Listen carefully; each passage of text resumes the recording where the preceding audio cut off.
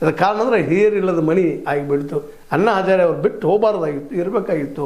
ಯಾಕಂದ್ರೆ ಭ್ರಷ್ಟಾಚಾರ ಹೋಗ್ಬೇಕಾಗಿತ್ತಪ್ಪ ಅಂತಂದ್ರೆ ಈ ಗಟ್ಟರ ಸ್ವಚ್ಛ ಮಾಡ್ಬೇಕಾದ್ರೆ ನಾವು ಗಟ್ಟರ ಇಳಿಬೇಕು ಅನ್ನೋದು ಕೇಜ್ರಿವಾಲ್ ಮಾತನ್ನು ಇವರು ನಂಬಲಿಲ್ಲ.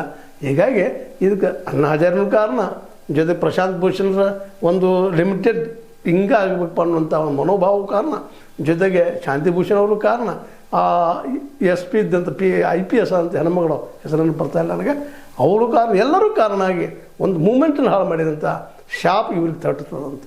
ಇಷ್ಟು ಮಾತ್ರ ಈ ಸಂದರ್ಭದಲ್ಲಿ ವ್ಯವಸ್ಥೆನೂ ಅದೇನೂ ಇರಲಿ. ಅಂಥ ಪ್ರಶಾಂತ್ ಭೂಷಣ್ ಪ್ರಾಮಾಣಿಕ ವ್ಯಕ್ತಿ, ಇವತ್ತಿನ ನ್ಯಾಯ ವ್ಯವಸ್ಥೆ ಇರಬೇಕಂತ ಅವರು ಒಂದೆರಡು ಮಾತು ಮಾತಾಡಿದ್ದಾರೆ. ಅದ್ರ ಬಗ್ಗೆ ಒಂದಿಷ್ಟು ನಿಮ್ಮ ಜೊತೆಗೆ ನಾವು ಹೇಳಬೇಕಾಗ್ತದೆ. ಇವತ್ತು ಅವ್ರಿಗೆ ಕೊಟ್ಟಂಥ ಮಹಾಸಂಗ್ರಾಮಿ SR ಹಿರೇಮಠ ಪ್ರಶಸ್ತಿ ಕೊಟ್ಟಿದ್ದಾರೆ, ಯೋಗ್ಯರಿದ್ದಾರೆ. ಆ ಸಂದರ್ಭದಲ್ಲಿ ಮಾತಾಡ್ತಾ ಕೆಲವು ಮಾತುಗಳನ್ನು ಮಾತಾಡಿದರು. ಮೊದಲದಾಗೆ ಮಣೇರೇಗಾದ ಬಗ್ಗೆ ಮಾತಾಡಿದರು. ನಿಜವಾಗಿ ಮಣೇರೇಗಾವನ್ನು ಹೆಸರೇನೂ ಇಲ್ಲ, ಪ್ರಶ್ನೆ ಇಲ್ಲ, ಅದು ಉಳಿಸ್ಕೋಬೇಕಾಗಿತ್ತು. ಕೇಂದ್ರನ ಅದು ನಡೆಸಬೇಕಾಗಿತ್ತು. 60-40 ಅಂತ ಮಾಡಿ ಅದಕ್ಕೆ ಯಾವ ಖಾತ್ರಿ ಇಲ್ಲದಂಥ ಪರಿಸ್ಥಿತಿ ಅಂದರೆ ರಾಜ್ಯಗಳೆಲ್ಲ ಸಿಡಿದು ನಿಲ್ಲೋಂಗೆ, ಯಾಕೆ ಒಪ್ಪಿಗೆ ಪಡ್ಕೊಂಡಿಲ್ಲ ರಾಜ್ಯಗಳಿಂದ. ಹೀಗಾಗಿ ಇದೊಂದು ಏನು ಮಾಡಿದ್ರು, ಹಳ್ಳ ಹಿಡಿಸೋಂಥ ಕೆಲಸ ಮಾಡಿದರು ನಮ್ಮ BJPಗರು. ಅದರಲ್ಲೂ ಮೋದಿಯವರು ಮತ್ತು ಶಾರ್ ಅವರು ಅದನ್ನು ಟೀಕಾ ಮಾಡಿದ್ರು ಅವರು. ಮತ್ತು ಅದ್ರ ಜೊತೆ ಇನ್ನೊಂದು ಮಾತನ್ನು ಹೇಳ್ತಾರೆ, ನಮ್ಮ ನ್ಯಾಯಾಂಗ ಕ್ರಿಯಾಶೀಲ ಇಲ್ಲ ಅಂತ. ಈ ಮಾತು ಆರೋಪ ಸತ್ಯ ಅನ್ನಿಸ್ತದೆ.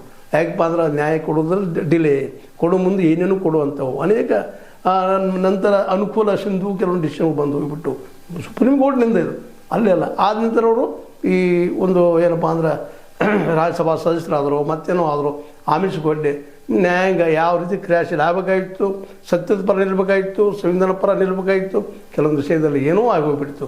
ಹೀಗಾಗಿ ಅದ್ರ ಬಗ್ಗೆ ಟೀಕೆ ಮಾಡುವಂಥ ಒಂದು ಜಿಟ್ಟತನ ಅವರಲ್ಲದ. ಅದ್ರ ಜೊತೆಗೆ ಅವರು ಅದೇ ತಪ್ಪು ಮಾಹಿತಿ ಹರಡುವವರು.